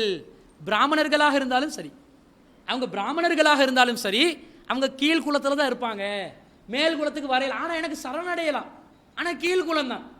வைசியர்கள் கீழ்குலம், பெண்கள் கீழ்குலத்தை சேர்ந்தவர்கள். ஏற்றத்தாழ்வு கற்பிக்கிறாங்க. பொருந்தாத போதனை தானே இது. நடைமுறைக்கு சாத்தியமா? மக்கள் இந்த மாதிரி கடவுளால பிரிக்கப்பட்டு உருவாக்கினா இந்த உலகம் சண்டை மூட்டிக்கொண்டு தீவிரவாதத்துக்கு இதே வழியாகாதா என்பதை சிந்திக்க கடமைப்பட்டிருக்கிறோம். மனு தர்மம் எப்படி சொல்லுது? சில செய்திகள், வேத வரிகளை கீழ் ஜாதியினர் காதால் கூட கேட்காதீங்க, கேட்டு அப்படி யாராவது கேட்டா அவனோட காதுல ஈயத்தை காய்ச்சி ஊத்துங்கன்னு சொல்லுது. இந்த அளவுக்கெல்லாம் வேதம் ஒரு கேலி கூத்தாக இருக்கிறது. ஆனால் திருமறை குர்ஆன் மிகவும் அற்புதமாக உலக மக்கள் அனைவருக்கும் உள்ளங்களை ஈர்க்கக்கூடியதாக இந்த திருக்குர்ஆன் இருக்கிறது. அதனுடைய ஓதுதலை பார்த்துக்கிறீங்களா? உங்களுக்கு அரபி தெரியாவா இருக்கும், ஆனால் ஒரு கிராத் போகிற நேரத்தில் உங்களோட கண்கள் கண்ணீர் வடிக்குதா இல்லையா? ஒரு கிராத்தை சாதாரணமாக செவியேற்கிறீங்க, கிராத்தை கேட்க போகல உங்களோட கண்கள் கண்ணீர் வடிக்கும். ஏன்? அதனுடைய இசை நயம், அதனுடைய ராகம், அதனுடைய சொல் அமைப்பு, அதை கேட்டாலே எங்களோட உள்ளங்கள் இருக்கும். அர் ரஹ்மான் அல்லமல் குர்ஆன் என்ற ஒரு அழகான கிராத்தை கேட்டோன்னே எப்படி ஒரு அமைதி உள்ளத்துக்கு வருது. இப்போ புதிய ஒரு தாவா முறையை டெக்னிக்காக கடைப்பிடிக்கிறாங்க. என்ன தாவா முறை? இங்கிலீஷ்காரனுக்கெல்லாம் கூப்பிட்டு காதில் இயர்ஃபோன் அடிச்சுட்டு கேளு, இதை எப்படி இருக்குது, ரொம்ப அமைதியாக இருக்குது. ஏன் அமைதி சொல்கிறான்? எங்கட காதில் இந்த புத்தன் சரணம் கச்சாமியை அடிச்சுட்டா என்ன அமைதியாக இருக்குதுன்னு சொல்லுவோமா? சொல்ல மாட்டோம். மொழி தெரியுமோ தெரியலையோ, அதனுடைய அர்த்தம் புரியுதோ புரியலையோ, பொதுவாக கேட்கும் போது ஒரு மனசுக்கு இனிமையாக இருக்கணுமா இல்லையா? இருக்கணும். அப்படி இருக்காது. அப்போ இந்த மாதிரி சில செய்தி குர்ஆனை பொறுத்தளவில் அதனுடைய இசை நயம், சொல் அமைப்பு, அது ஒரு கவிதை புத்தகம் இல்லையே. கவிதை சொல்வதற்கு ஒரு கவிதை புத்தகம் இல்லை. அதே மாதிரி ஒரு கதை புத்தகமா ஒவ்வொருத்தட்ட வரலாறு சொல்லி கொண்டிருக்கிற கதை புத்தகமும் இல்லை. கவிதை புத்தகம் அல்லாத, கதை புத்தகம் அல்லாத இரண்டு இலக்கியத்தையும் தன்வகத்தில் வைத்துக்கொண்டு மக்கள் அப்படியே கவருது பாருங்க. இறைவனுடைய வார்த்தை என்றதை அடித்து சொல்லலாம். இந்த திருமறை குர்ஆனுடைய அரபு, அந்த திருமறை குர்ஆன் அல்லாத மக்கள் பேசுகிற அரபையும் எடுத்துக்கொள்ளுங்க. திருக்குர்ஆனுடைய அரபுக்கு தனி இடம். ஏண்ட அல்லாஹ் தஆலா சொல்லி காட்டுறான், பில் லிசானின் அரபியின் முபீன். இந்த திருக்குர்ஆனை நான் தெல்ல தெளிவான அரபு மொழியில் நான் அருளி இருக்கிறேன். தெளிவான அரபி, ரசூலுல்லாஹ்வுடைய சொற்கள் இருக்கிறது, ஹதீஸுகள் இருக்குது. அந்த ஹதீஸுகளை ஆய்வு செய்கின்ற நேரத்தில் ஹதீஸுகளில் இடம்பெற்றிருக்கக்கூடிய வார்த்தைகளும் திருக்குர்ஆனுடைய வார்த்தைகளையும் ஒப்பிட்டு பார்த்தால் திருக்குர்ஆன் தான் இறை வேதம் என்றது தெளிவாக விளங்கும். ஹதீஸுகளில் இருக்கிற வார்த்தைகளுடைய அந்த இசை நயத்தை விட எத்தனையோ மடங்கு மேலா இருக்கும். இறைவண்ட வார்த்தை என்றதை தனியாக நிரூபிக்கக்கூடிய விதத்தில் திருக்குர்ஆன் அமைந்திருக்கிறது. ஆனால் நபிகள் நாயகம் ஸல்லல்லாஹு அலைஹி வஸல்லம் அவர்கள் பொய்ஸ்து பி ஜவாமில் கலிம், நான் ஒருங்கிணைக்கப்பட்ட அழகிய சொற்களுடன் அனுப்பப்பட்டுள்ளேன் என்றாங்க. நான் அழகா பேசுவேன், சின்ன சின்ன விஷயங்களை தான் சொல்லுவேன், ஆனால் அதனுடைய பல அர்த்தங்கள் இருக்கும், புரியக்கூடியதாக இருக்கும், ரத்ன சுருக்கமாக சொல்லுவேன் என்றாங்க. அந்த ரசூலுல்லாஹ்வுடைய சொல்லாற்றல் கூட திருக்குர்ஆனுடைய சொல்லமைப்போடு ஒப்பிட்டு பார்த்தால் திருக்குர்ஆன் எங்கேயோ நிற்கிறது. ரசூலுல்லாஹ்வுடைய சொற்களுடைய தரம் இரண்டாவது நிலையில் இருக்கிறது. மக்கள் பேசுகிற மொழியோடு ஒப்பிட்டு பார்த்தா மக்கள் பேசுகிற மொழி எங்கேயோ இருக்குது, ரசூலோட மொழி எங்கேயோ இருக்குது.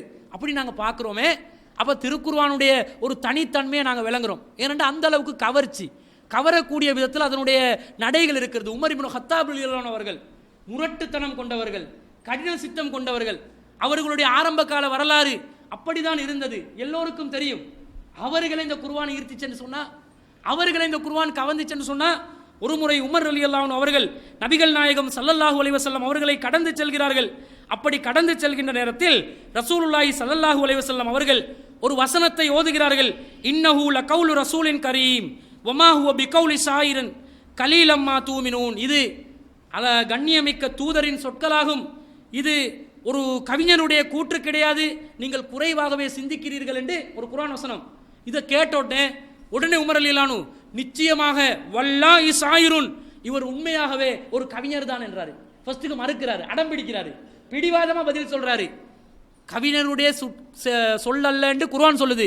இவர் இதை கேட்டுட்டு வல்லாஹி ஷாயிருன், இது ஒரு கவிஞனுடைய கூற்றுதான், அதே மாதிரி அடுத்த வசனத்தை ரசூல் ஓதுறாங்க, வலா பி கௌலி காயின், இது ஒரு ஜோசியருடைய கூற்று கிடையாது, கலீலம்மா ததக்கரூன், குறைவாகவே நீங்கள் படிப்பினை பெறுகிறீர்கள் என்ற வசனத்தை கேட்டோன்னே வல்லாய் காஹினுன், அல்லாஹ் மீது சத்தியமாக இவர் ஒரு ஜோசியர் தான், குறிகாரர் தான், குறிபார்த்து சொல்பவர் தான், வேணுக்கண்டே மறுக்கிறாங்க. ஆனால் ரசூல்லா அந்த ஓதுதலை நிப்பாட்டல, தொடர்ச்சியா ஓதுறாங்க, தன்சீலும் மிர் ரப்பில் ஆலமீன், அகிலத்தாரின் இறைவனாகிய அல்லாவிடமிருந்து அருளப்பட்ட வேதம் இது.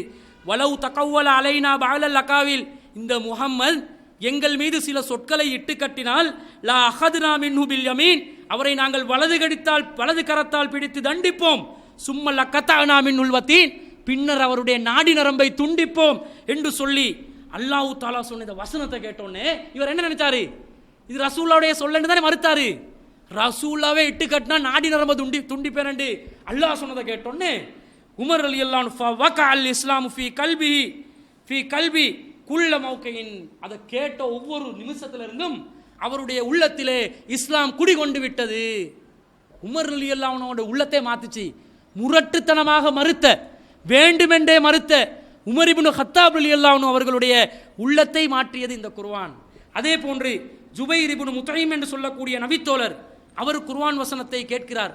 அதை கேட்டுதாங்க என்ன செய்யுது, அவங்களோட உள்ள மாறுது. அவங்களுக்கு தர்ஜுமா எல்லாம் பார்க்க தேவையில்லையே, அரபிகள் தானே, பிலிசானின் அரபியின் முபீன், தெல்ல தெளிவான அரபி தானே, அதனால் அவங்களுக்கு காதில் கேட்குற நேரத்திலேயே விளங்குது. என்ன விளங்குது, அந்த குர்ஆன் வசனம் 52வது அத்தியாயத்தில் 35 முதல் 37வது வசனத்தை ஓதப்படுது. ஹுலிகு மின் கைரி செய்யின் அம்முல் ஹாலிகூன், அவர்கள் எந்த பொருளும் இல்லாமல் படைக்கப்பட்டார்களா? இவங்க சொல்றாங்க செயற்கை எல்லாம் இயற்கை தான் படைக்குதுண்டு, தானா உருவாகுதுண்டு. அதுக்கு பதில் சொல்றான்ல, எந்த பொருளும் இல்லாமல் அவர்கள் படைக்கப்பட்டார்களா? அம்முல் ஹாலிகூன், அல்லது அவர்களை நாங்கள் படைத்தோமா, அல்லது அவர்கள் படைக்கப்பட்டவர்களா? ஹலகு சமாவாத்தி வல் அர்ல, அவர்கள் வானங்களையும் பூமியையும் படைத்தார்களா? பல்லா யூகினூன், அவர்கள் உறுதியாக நம்பாதவர்களாக இருக்கிறார்கள். இந்தவும் ஹசாயினு ரப்பிக்க, அவர்களிடம் அல்லாவின் கருவூலங்கள் இருக்கிறதா? உமுல் முசைத்திரூன், அவர்கள் அதை பங்கு போட்டுக்கொண்டு அதுக்கு ஆதிக்கம் செலுத்தக்கூடியவர்களாக இருக்கிறார்களா என்று குர்ஆன் வசனத்தை கேட்ட உடனே இவருடைய உள்ளம் மாறுது. உண்மைதானே, ஒன்றும் இல்லாமல் நாங்கள் படைக்கப்பட்டோமா, அல்லது தானா படைக்கப்பட்டோமா, அல்லது அல்லாவினால் படைக்கப்பட்டோமா? தானா உருவானோமா, யாராவது ஒரு சக்தி எங்களுக்கு உருவாகிச்சா? அப்படி சக்தி உருவாக்குறதா இருந்தால் அவங்ககிட்ட என்ன இருக்கணும்? ஹசாயின் இருக்கணும், கருவூலங்கள் இருக்கணும், அதை உருவாக்குற ஆற்றல் ஆதிக்கம் இருக்கணும். ஒன்றுமே எவங்கிட்டையும் காணுமே. என்னதான் இருந்தாலும் ஒரு உயிரை யாருக்காவது படைக்க இயலுமா? உயிரை படைக்கிறதுக்கு யாருக்காவது சவால் விட இயலுமா? முடியாது. சிந்திக்கிறார்கள், அவர்களுக்கு இஸ்லாமிய மார்க்கம் கிடைக்கிறது. காஃபிர்கள் பயந்தாங்க, எல்லா மக்களுக்கும் ஒரு அறிவுரை சொன்னாங்க, லா தஸ்மவுலி ஆதல் குர்ஆன், இந்த குர்ஆனை நீங்கள் காதால் கேட்காதீர்கள். ஏன் கேட்காதீங்கன்னு சொன்னாங்க? கேட்டால் உள்ளம் மாறிடும், எந்த காஃபிருக்கும் உள்ளம் மாறிடும். அபூபக்கர் ரலியல்லாஹு அன்ஹு அவர்கள் ஹிஜ்ரத் போறாங்க. ஹிஜ்ரத் போகிற நேரத்தில் இப்னு தாக்கினா என்று சொல்லக்கூடிய ஒரு குலத்தைச் சேர்ந்த அரபிகளுடைய குறைசி காஃபிர்களுடைய குலத்தைச் சேர்ந்த ஒரு தலைவர் அபூபக்கர் ரலியல்லாஹு அன்ஹு அவர்களை சந்திக்கிறார்கள். சந்தித்து, அபூபக்கர் அவர்களே, நீங்கள் எங்கே செல்கிறீர்கள்? நான் ஹிஜ்ரத் செல்கிறேன். ஏன் ஹிஜ்ரத் செல்கிறீர்கள்? ஏக இறைவனை வழிபடுவதற்குரிய தலமாக மக்காவை காண முடியவில்லை, அதனால் ஏக இறைவனை நிம்மதியாக வணங்குவதற்காக நாங்கள் ஹிஜ்ரத் செல்கிறோம் என்று சொன்ன உடனே அந்த இப்னு தாக்கினா என்று சொல்லக்கூடிய அந்த குறைசி காஃபிர்களுடைய தலைவன் சொல்கிறான், அபூபக்கர் அவர்களே, உங்களை போன்றவர்கள் இந்த நாட்டை விட்டு போகக்கூடாது, இந்த ஊரை விட்டு போகக்கூடாது. நீங்கள் மக்களுக்கு உணவளிக்கிறீர்கள், ஏழை மக்களுக்கு உணவளிக்கக்கூடியவர்களாக இருக்கிறீர்கள், உதவி செய்யக்கூடியவர்களாக இருக்கிறீர்கள், அனாதைகளை பராமரிக்கிறீர்கள். உங்களை போன்றவர்கள் இந்த மக்கமா நகரத்திலே இருந்து வெளியேற்றப்பட்டால் வேறு யாருதான் இங்கே வசிப்பது?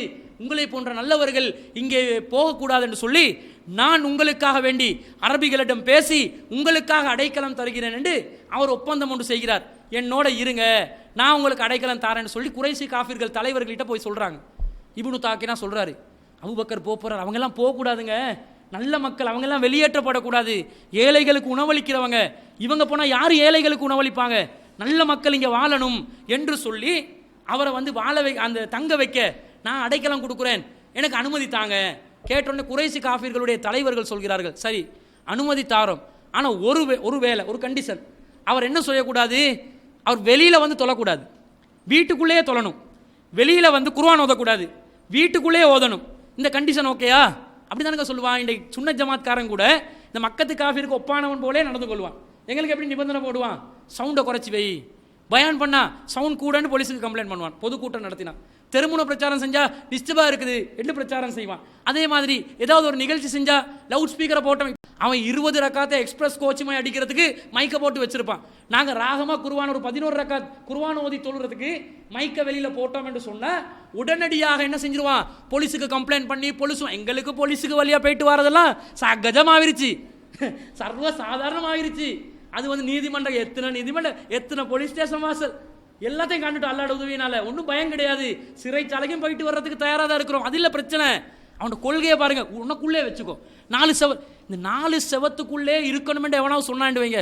சில தாவா அமைப்புகள் கூட 4 செவருக்குள்ளே தான் நாங்கள் தாவா பண்ணணும் வேண்டுவாங்க. இவங்கிட்ட கொள்கை என்னது? மக்கத்து காஃபிர்களுடைய கொள்கை. தாவா எப்படி இருக்கணும்? அபூபக்கர் ரலியல்லாஹு அன்ஹு அவர்களுடைய கொள்கை போல வெளியில் இருக்க வேண்டும், பகிரங்கமாக இருக்க வேண்டும். அவர் என்ன செய்யறாரு? அபூபக்கர் ஃபர்ஸ்ட்டுக்கு சரி ஒத்துக்கொள்றேன் என்று சொல்லி ஒத்துக்கொள்றாரு. ஒத்துக்கொண்டு வீட்டுக்குள்ள தாவா அவர் குர்ஆனை ஓதுறாரு, வீட்டுக்குள்ள தொழுறாரு. ஒரு நாள் பார்க்குறாரு, ஏன் வீட்டுக்குள்ள ஏன் சொந்த ஊரில் நான் ஏன் அடைஞ்சு கிடக்கணும்? எனக்கு சுதந்திரம் இருக்குதா இல்லையா? யார் வீட்டு சாப்பாடை நான் சாப்பிட்றேன்? உன் வீட்டு சாப்பாடை சொந்தமாக உழைச்சி சாப்பிட்றேன்னா நான் வந்து என்ன செய்யலாம்? அவர் சிந்திக்கிறார், யாரும் எனக்கு உணவளிக்கிறல்லையே, நான் தானே முடிவெடுக்கணும். முத்தத்தில் ஒரு பள்ளிவாசலே அமைக்கிறாரு. இவங்க பள்ளிவாசல் என்று சொன்னால் என்ன சொல்லுவாங்க தெரியுமா? பள்ளிவாசல் என்று சொன்னால் ஒரு பள்ளிவாசல் ஈக்கிற இடத்தோட இன்னொரு பள்ளிவாசல் ஈக்கக்கூடாது, அந்த இருக்கிற இடத்தோட்டு தூரமாக தான் இருக்கணும். அதுவும் ஜும்மா பள்ளிவாசல் உருவாகிறதா இருந்தால் ஒரு ஊருக்குள்ள 2 ஜும்மா பள்ளிவாசல் உருவாகிறதுக்கு நடுவில் ஒரு 6 போகணும். நாங்கள் 6, 7, 8 அனுப்புவோம். உனக்கு என்ன இது மதுஹப் சட்டம்? இது இவங்க வந்து புரிஞ்சுக்கொள்ளணும். அபூபக்கர் ரலியல்லாஹு அன்ஹு அவர்கள் தன்னுடைய முத்தத்திலே எதை உருவாக்கினார்கள்? பள்ளிவாசலை உருவாக்கியதாக ஹதீஸ் சொல்கிறது. அவர் சாதாரணமாக ஒரு ஹட் அடிக்கிறாரு, அவருக்கு தேவையான மாதிரி தொழுகிறதுக்கு ஏற்பாடு செஞ்சு கொள்றாரு. அதை வந்து ஒரு பள்ளிவாசல் என்று ஹதீஸ் சொல்லுது. குர்ஆனை ஓதுறாரு, அழகா ஓதுறாரு. அபூபக்கர்லான்னு இலகிய மனம், கொள்கையில் உறுதி, கொள்கையில் கடுமையாக இருப்பார். அதையும் விளக்கணுமில்ல. கொள்கையில் உறுதி என்று சொன்னோன்னே நம்ம ஆட்கள் வந்து கடின சுத்தம் உள்ளவங்களா மாறுறாங்க. கொள்கையில் உறுதியாக இருக்கணுங்க, விட்டு கொடுக்கக்கூடாது. அதுக்காக யார் வந்தாலும் சல்பல்லண்டு பேசுறதா? கடைக்கு எவனா வந்தா அஸ்ஸலாமு அலைக்கும் வரஹ்மத்துல்லாஹி வபரகாத்துஹு இப்படியே இருந்தால் வெருண்டோடி விடுவார்கள். லன் ஃபல்லூ மின் ஹவுலிக, உங்களை விட்டு வெருண்டோடி விடுவார்கள்.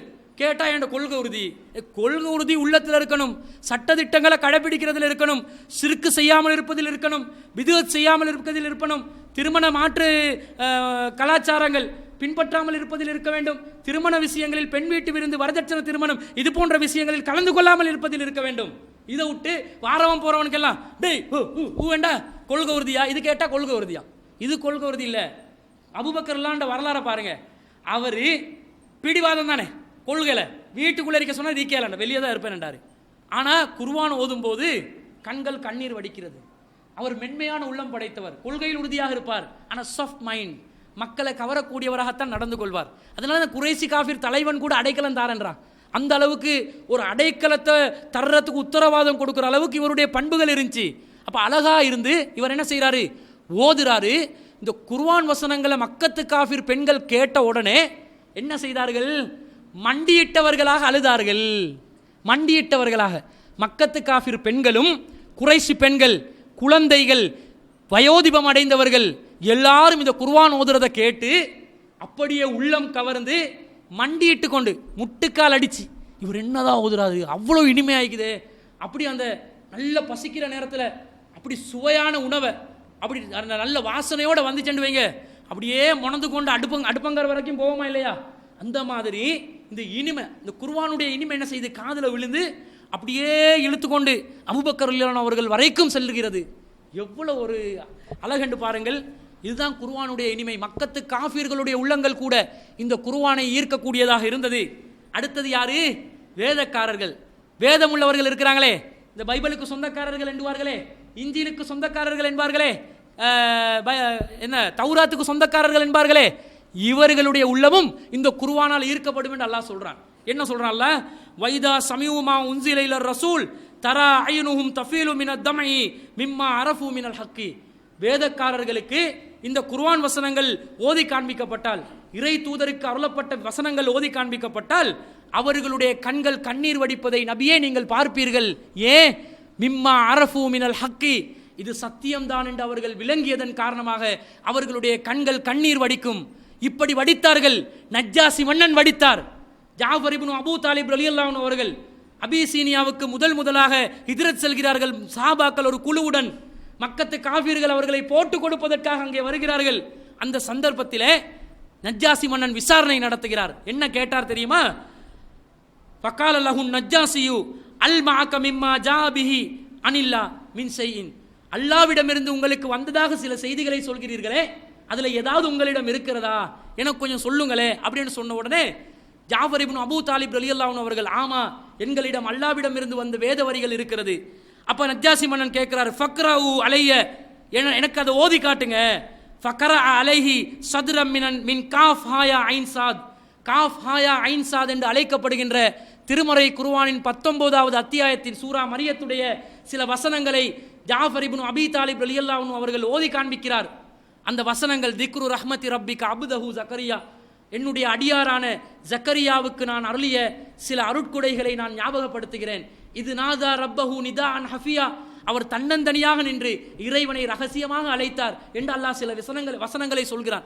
இந்த வசனங்களை ஓதி காண்பிச்சோன்னே நஜ்ஜாசி மன்னன் அவர்கள் எந்த அளவுக்கு அழுகிறார் என்று சொன்னா, ஃபபகா வல்லாஹி நஜ்ஜாசியு அத்தா அஹ்லல லிஹ்யதஹு, அல்லாஹ்வின் மீது ஆணையாக நஜ்ஜாசி மன்னன் கண்ணீர் விட்டு அழுதார். அவருடைய தாடி நலைகின்ற அளவிற்கு அழுதார்கள். ஒரு மன்னன் அழுகிறார், வேதக்காரர். அதே மாதிரி வபகத் அசாகிஃபதுஹு அத்தா அஹ்லலு மசாயிஃபஹும், யாரெல்லாம் தௌராத்தையும் இஞ்சிலையும் தன்னுடைய கைவசத்தில் வைத்துக் கொண்டிருந்தார்களோ அந்த மதகுருமார்கள் நஜ்ஜாசுடைய மன்னருடைய அவையில் அவர்கள் அமர்ந்திருந்தார்கள். இந்த குர்ஆன் வசனம் கேட்டோன்னே அவர்களுடைய கையில் இருந்த ஏடுகள் நனைகின்ற அளவிற்கு அவர்களும் அழுதார்கள். எப்படி சத்தியம் என்று பாருங்க. அப்ப என்ன செய்ய வைக்கணும் என்றா, குர்ஆனை கொண்டு போயிட்டு சேர்க்க வைக்கணும். அவங்களோட கையில சேர்க்க வைக்கிற வேலையை நாங்கள் செய்யணும். இப்போ அவங்களுக்கு அரபு தெரியா, சிங்கள மக்களுக்கு அரபு தெரியா, தமிழ் மக்களுக்கு அரபு தெரியா, இங்கிலீஷ்காரனுக்கு அரபு தெரியா. அப்போ குர்ஆனை நாங்கள் அதுக்கேற்ற மொழியில மொழிபெயர்த்து கையில் கொடுக்கணும், அதனுடைய செய்திகளை எத்தி வைக்கணும். அப்போ அழுவார்கள். ஒத்தனை அழலண்டா நாங்கள் சொல்லலன்ற அர்த்தம். ஞானசாரட கண்ணில் கண்ணீர் வடிக்க வைக்கலவா? இந்த அல்லாஹ் நாடினால் இந்த குர்ஆனுடைய வேத வரிகள் அவனுடைய உள்ளத்தை ஈர்க்க வைப்பதற்கு சில நிமிடங்கள் போகலாம், சில நிமிடங்கள் தான் போகும். அல்லாஹ் நாடினா ஈர்க்கும். ஆனால் நாங்கள் முயற்சி செய்யலை, நாங்கள் அந்த முயற்சிகளில் ஈடுபடலை. திருக்குர்ஆன் இல்லை, சிங்களத்தில் இல்லைன்னு பல காலமாக கேட்டாங்க. அது மிகவும் சிரமப்பட்டு இந்த ஜமாத்தால் வெளியிடப்பட்டிருக்கிறது. கொண்டு போயிட்டு சேர்க்கறதுக்கு ஏதாவது முயற்சி செய்கிறோமா? அதை கொண்டு போயிட்டு மக்களுக்கு சேர்க்கிறோமா? பெரிய தெரிஞ்சவங்களுக்கு கொடுக்குறோமா? அதனுடைய செய்திகளை சந்தேகம் வந்தால் பதிலளிக்கக்கூடிய விதத்தில் நாங்கள் இருக்கிறோமா? அல்லது நிகழ்ச்சிகளுக்கு பங்கு பெற வைக்கக்கூடிய அளவுக்கு நாங்கள் இருக்கிறோமா? எங்களோட முயற்சிகள் என்னதான் இருக்குது? என்ன முயற்சி செய்கிறோம்? இந்த வேதம் மிகைக்கும். அவங்கக்கிட்ட இருக்கிற வேதத்தோடு இதை ஒப்பிடுறதுக்கு அவங்களுக்கு வாய்ப்பு கொடுக்கணும். அவங்க கையில் இருக்கிறது தான் வேதம்னு நினச்சிட்டு இருப்பாங்க, அந்த வேதம் தான் சத்தியம்னு நினச்சிட்டு இருப்பாங்க. அவங்களுக்கு ஒப்பிடுறதுக்கு எங்களோட வேதத்தை அவங்க கையில் கொடுக்கணும். கையில் கொடுத்தா மிகைச்சிடும், குர்ஆன் மிகைத்து விடும், சத்திய அது மேலோங்கி சென்று விடும். அவர்களுடைய வேதத்தை அவர்கள் தூக்கி எறிவார்கள். இப்படி கவரப்பட்ட பலரும் திருக்குர்ஆனை நோக்கி வந்திருக்கிறார்கள். அறிஞர் கோய்தே என்று சொல்லக்கூடியவர் என்ன சொல்கிறார்? குர்ஆன் என்னை எத்தனை முறை பார்த்தாலும் அது முதலில் அந்நியமாக தெரிகிறது, பிறகு புதுமையாக தெரிகிறது, அடுத்தொரு தென்றல் போல் மனதை கவர்ந்து செல்கிறது. அதனுடைய நடையழகு, அதனுடைய கருத்துக்கள் ஏற்ப கம்பீரமாகவும் வலுவானதாகவும் அச்சத்தை ஏற்படுத்தக்கூடியதாகவும் அதன் மீது மதிப்பு கொள்ளச் செய்வதாகவும் அமைந்துள்ளது. இந்த நூல் இவ்வாறு காலம் காலமாக மக்கள் மீது தன் ஆதிக்கத்தை செலுத்தக்கூடியதாக இருக்கிறது. கோய்தே சொல்றான் கவருது, தென்றல் போல இருக்குது, அப்படி உள்ளத்துக்கு பசுமையா இருக்குது, வலுவாக இருக்கிறது, காம்பீரமா பேசுது. குர்ஆனை எங்களை ஒருத்தர்கிட்ட கூப்பிட்டு, பரம்பரை முஸ்லீமை கூப்பிட்டு, குர்ஆன் உங்களுடைய உள்ளத்தில் எத்தகைய மாற்றத்தை ஏற்படுத்தியிருக்கிறது? முழிப்பான். குர்ஆன் ரமலானில் ஓதுறது ரொம்ப சிரமமாக இருக்குது. அப்படி இப்படி என்ன ஒரு 10-20 வசனங்கள் ஓதி முடிச்சிருக்கிறோம். சிலவங்க 10-20 தடவைலாம் குர்ஆனை தமாம் பண்ணிப்பாங்க. அது எப்படி தமாம் வருது? யாசீன் குர்ஆன் அந்த மாதிரி. அது பழைய உலமாக்கள் சொல்லி கொடுத்த சிஸ்டத்தில் தமாம் பண்ணது. முறையாக ஒரு 50 வசனங்களை பார்த்து, அந்த வசனத்துடைய மொழிபெயர்ப்பை பார்த்து, அந்த அர்த்தத்தை மனசில் பதிய வச்சு, திரும்ப ஒரு வசனத்தை பார்த்து, அதில் மொழிபெயர்ப்பை பார்த்து மனசில் அர்த்தத்தை பதிய வைக்கிற மாதிரி குர்ஆன் ஓதிக்கிறவன். சிலவங்களுக்கு திக்கிறதுனால குர்ஆன் ஓதுறல, அல்ல வேண்டி நிப்பாட்டுவான். ரொம்ப திக்குது, திக்குவாயா இருந்த மூசா அலைஹிஸ்ஸலாத்தை அல்லாஹ் தூதரை அனுப்பினான். எனக்கு திக்குதண்டா அவர் தூதுத்துவத்தை நிறுத்தினாரா? நிறுத்தலை. ஓது, நீ திக்கி ஓதினால் அல்லாஹ் நன்மையை தரேன்றானே. பொருளை படி, அரபை படி, பொருளை படி. என்னது பொருளை விளங்கணும், விளங்க. இப்போ நிறைய பேர் கியாமுல்லையில் மௌலை ஒரு 15 நிமிஷத்துக்கு ரக்காத்தை இழுத்தாரன்னு வைங்க, நிறைய பேர் மனசுக்குள்ள பாரு ரமலான்ல எவ்வளவு வேலை இருக்குது எங்களுக்கு, இந்த டைம்ல பார்த்து இழுக்கிறான். ரசூல்லா கால் வீங்குற அளவுக்கு இரவு தொழுகையில் ஈடுபடுவாங்களாம் என்பதற்கு கால் வீங்க தொழுந்தாங்களாம். நபி வழிதானங்க கால் வீங்க தொழுறது. ஒரு நாளைக்கு தொழுவோமா எல்லாரும் சேர்ந்து 4 ரக்காத்த 4 அவருக்கு தொழுவோமா? சூரா பக்கராவை ஓத வைப்போமா? நிசாவை ஓத வைப்போமா? இது காலி ஆயிரும். ஏன் 10 நோம்புக்கு கிரௌடு வருது, 15ல் காண என்ன காரணம்? காலி ஆகிறதுக்கு காரணம் என்ன? ஃபர்ஸ்ட்டுக்கு சோடா மாதிரி ஏறும், அப்படி இறங்கிடும், திரும்ப வந்து சோடா ஏறும். கடைசி லைலத்துல் கத்ர் நாளில் வந்து பாருங்க 27 நாளில் நான் சொல்றதை போய் பாருங்களேன், டெஸ்ட் பண்ணி எப்படி கிரௌட் அடிக்கும்னு பாருங்க. இருக்கிறதுக்கு இடம் இருக்காது. இவன் தௌஹீத்வாதிகிட்ட என்ன 27 கொள்கை இருக்குது, 27க்கு கூட்டுற கொள்கையை வச்சிருக்கிறான். அப்ப அப்படி இருக்கக்கூடாது. கவரணுமெண்டா பொருளுணர்ந்து படிக்கணும். இந்த கோய்த்தேக்கு கிடைச்ச இந்த குர்ஆனுடைய கவர்ச்சி எங்கட முஸ்லீம்ல இருக்கக்கூடிய எந்த முகமதுக்கும் அப்துல்லாவுக்கும் கிடைப்பதில்லை. அதே போல இன்னும் ஒரு அறிஞர் அவர் சொல்றாரு, அவருடைய பேர் என்னன்னு சொன்னா மார்கொலத். அவர் சொல்றாரு, உலகத்தில் உள்ள பெரும் மத கிரந்தங்களில் குர்ஆன் திண்ணமாக முக்கிய இடத்தை வகிக்கிறது. உலகில் புரட்சி கசாப்தத்தை தோற்றுவித்த இந்த கிரந்தங்களில் அது இளைய வயது கொண்டதாக இருந்த போதிலும் மக்களின் உள்ளங்களை மாற்றுவதிலும் பெரும் மக்கள் கூட்டத்தையே வியக்கத்தக்க முறையில் மாற்றி அமைப்பதிலும் அதற்கு இணையான வேற எந்த கிரந்தமும் இல்லை. பெரிய உள்ளங்கள் எல்லாத்தையும் மாற்றி இயக்க வைக்கிற அளவுக்கு அதுக்கு இணையான ஒரு வேதமே இந்த உலகத்தில் இல்லைன்னு முஸ்லீம் அல்லாத ஒருத்தன் சொல்றான். எங்களுக்கு சொல்ல முடியல. அப்ப உள்ளங்களை குர்ஆன் இன்றும் கவர்ந்து கொண்டு இருக்கிறது. இன்றும் குர்ஆன் மக்களை வந்து ஈர்த்து கொண்டிருக்குது. ஆனா நாங்க அதை முஸ்லிம்களாக இருக்கக்கூடியவர்கள் அதற்கு முறையான அந்த வலுவை கொடுக்கவில்லை. நாங்கள் நடைமுறைப்படுத்தாதது, அதை பின்பற்றாதது, அதை புரியாதது, இந்த குர்ஆன் மிகைக்கும் என்ற செய்தியை வந்து நாங்கள் நடைமுறைப்படுத்துறதுக்கு சில தடங்களை ஏற்படுத்தி கொண்டு இருக்குதே தவிர, ஆனாலும் அல்லாஹு ரப்புல் ஆலமீன் இன்று திருக்குர்ஆன் தான் உலகத்திலே இருக்கக்கூடிய மக்களில் அதிகமானவர்கள் பின்பற்றக்கூடிய ஒரு வேதமாக மாற்றி வைத்திருக்கிறான். பியூ அமைப்பு அறிவிச்சானா இல்லையா? அமெரிக்கா வாஷிங்டன் நகரத்தில் பியூ என்ற ஒரு அமைப்பு இருக்குது. அவன் என்ன செஞ்சான்? உலகத்தில் அதிகமானவர்கள் கடைபிடிக்கக்கூடிய மார்க்கமாக எதை சொல்றான்? இஸ்லாத்தை தான் சொல்றான். அதிகமானவர்கள் கிறிஸ்தவர்கள் தான் இருக்கிறார்கள்.